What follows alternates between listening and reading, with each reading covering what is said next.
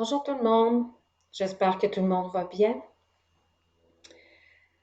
Alors voici la petite capsule que je vous offre depuis quelques semaines. Alors cette semaine, j'ai choisi d'amener notre conscience, d'amener notre concentration sur l'importance de faire le ménage intérieur dans le but de retrouver la paix et le calme. Alors, ce qui est important de comprendre dans le ménage intérieur, c'est que d'abord, nous devons accueillir qu'on porte toutes sortes d'émotions à l'intérieur de nous. On peut vivre des tempêtes intérieures de façon récurrente ou de façon hebdomadaire ou passagère. Mais quoi qu'il en soit, à chaque fois que se présentent ces tempêtes intérieures en chacun de nous, c'est important de reconnaître et de juste nommer l'émotion qui est présente avant de faire le grand ménage, justement. Il faut laisser être la colère quand on a de la colère, laisser être les injustices, laisser être les contrariétés, la peine, la tristesse, les frustrations. En fait, laisser être tout ce qui doit être et reconnaître que tout ce qu'on porte à l'intérieur de nous doit un jour nous quitter. J'en parle souvent dans mes capsules, je reviens souvent à ce qui doit nous quitter parce que c'est crucial. Hein?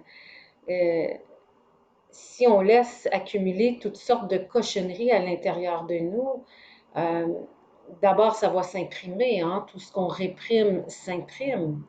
Et quand ça s'imprime dans notre corps physique bien souvent. Et le corps physique est souvent un indicateur que c'est le temps de laisser partir euh, toutes ces choses qui doivent nous quitter.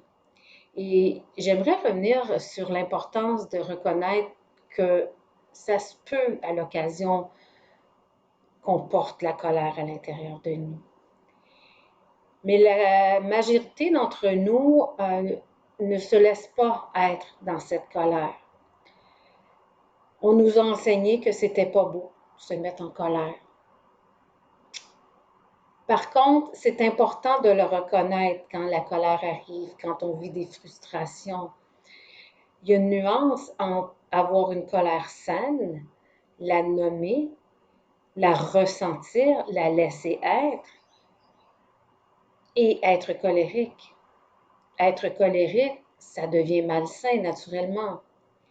Mais justement, pour ne pas devenir des gens colériques, juste reconnaître que ça se peut qu'à l'occasion, on soit en colère. Il y a toutes sortes de croyances rattachées à ça, surtout quand on est dans un chemin d'éveil spirituel ou de démarche de cheminement personnel, sans que ça soit dans la spiritualité. Je me répète, on pense que c'est pas beau, la colère. Alors, on a l'impression que si on est en colère, on n'est pas des bonnes personnes. Euh, Mais moi, je pense que ça se peut pas que jamais on se mette en colère. Moi, j'ai longtemps nié cette partie de moi. J'ai longtemps été dans le polissage de l'ego, que j'étais donc une bonne personne, puis que euh, c'était donc pas beau de se mettre en colère. Donc, j'ai longtemps nié le fait que je pouvais porter de la colère. Et aujourd'hui, je comprends que quand je vis des colères, je dois les laisser être. Parce que comme je le disais tantôt, tout ce qu'on réprime s'imprime. Et dans mon expérience, c'est toujours dans mon corps physique que ça se jette. Si je garde quelque chose à l'intérieur de moi, une colère ou même une peine, une tristesse, quelque chose qui n'a pas été nommé, mon corps physique réagit tout de suite. Soit c'est dans le bas du dos, soit c'est les épaules qui sont lourdes, agitation mentale, difficulté à dormir. Donc, cette semaine, j'aimerais nous amener dans cette pleine conscience. Prendre conscience de tout ce qu'on porte à l'intérieur de nous. Et au fur et à mesure qu'on s'aperçoit de tout ce qui est présent, on choisit de faire le grand ménage. On choisit de vider notre poubelle. On choisit de vider le bol. Parce que vous savez, quand la poubelle, elle est pleine, même si on essaie d'en rajouter éventuellement, ça déborde. Puis des déchets intérieurs, qu'est-ce que ça fait à l'intérieur de nous? Ça pourrit, ça prend tout l'espace, ça gruge notre énergie. Alors de reconnaître ce qu'on porte et ensuite de faire le choix de faire ce grand ménage et d'essayer de trouver le cadeau qui est caché derrière ce tsunami d'émotions. Euh, Quantité de nous résiste à ces tsunamis d'émotions et pourtant, ces grands vents de changement, ces grands tsunamis, ces grandes tempêtes, quand on les laisse être, derrière, il y a toujours un enseignement. Ce serait de prendre conscience que derrière chaque épreuve, derrière chaque colère, derrière chaque frustration, derrière chaque peine, chaque tristesse, il y a toujours un enseignement. Alors, ce serait de perdre le besoin de chercher l'ennemi dans ce qu'on vit. Plutôt regarder le cadeau caché, l'enseignement derrière l'émotion ou derrière l'événement. Et assurément, quand on se met à chercher l'enseignement, d'abord les tempêtes durent beaucoup moins longtemps. Et quand on cherche l'enseignement, on trouve toujours la leçon à apprendre. Plus on prend l'habitude de faire ce grand ménage intérieur de façon régulière, je dirais idéalement quotidiennement, à tous les jours ou même peut-être plusieurs fois par jour. On crée de l'espace à l'intérieur de nous. Et c'est dans cet espace que nous aurons accès à cette grande paix, à ce calme. Nous aurons accès aussi à de nouvelles perceptions face à la vie. Nous aurons accès aussi à de nouvelles idées.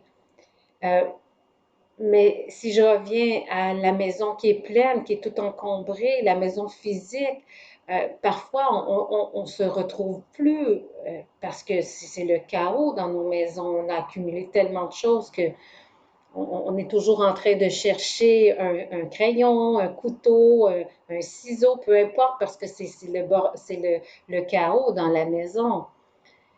Une fois qu'on commence à faire le ménage, on respire. C'est le printemps en ce moment. Et justement, ce week-end, j'étais à nettoyer les fenêtres. Puis, j'ai pris conscience de comment ça fait du bien de faire ce ménage.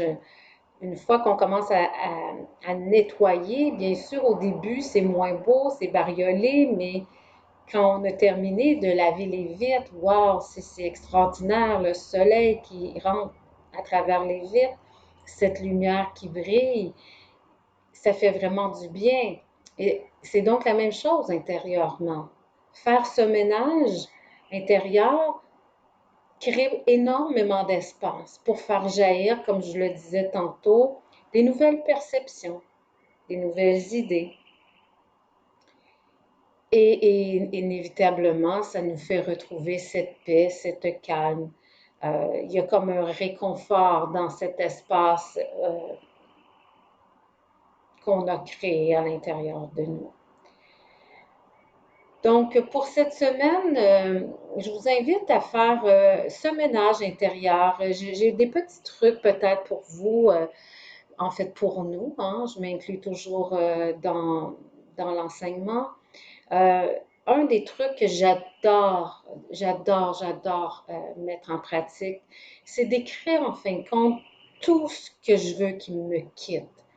Au moment où je vis des émotions fortes, des tsunamis d'émotions, prendre un crayon puis écrire sans me censurer et je ne me relie pas, je prends le papier, je le déchire ou je le brûle. Encore mieux le brûler pour que ça coupe vraiment le côté énergétique. Pourquoi je ne le relie pas? Parce que moi, j'ai la croyance que la pensée crée. Donc, si je veux me libérer d'une émotion et j'écris sur un papier que je me libère de cette émotion et je la relis, et je relis ce que j'ai écrit, c'est comme si je prenais une semence et je la remettais à l'intérieur de mon être. Donc, on ne relit pas. Un autre bel exercice, ça serait de frapper sur des bouteilles vides, mettre un coussin par-dessus des bouteilles vides et vraiment se libérer en frappant, en criant, en pleurant. Ça fait énormément de bien. Aller crier en forêt pour vous libérer aussi, c'est vraiment très, très, très libérateur. Et c'est une belle façon de faire notre ménage intérieur. Alors donc, pour cette semaine, sortez vos balais, secouez les tapis, soulevez la poussière pour retrouver votre paix, votre lumière intérieure. Je vous souhaite une excellente semaine. À la semaine prochaine. Namaste.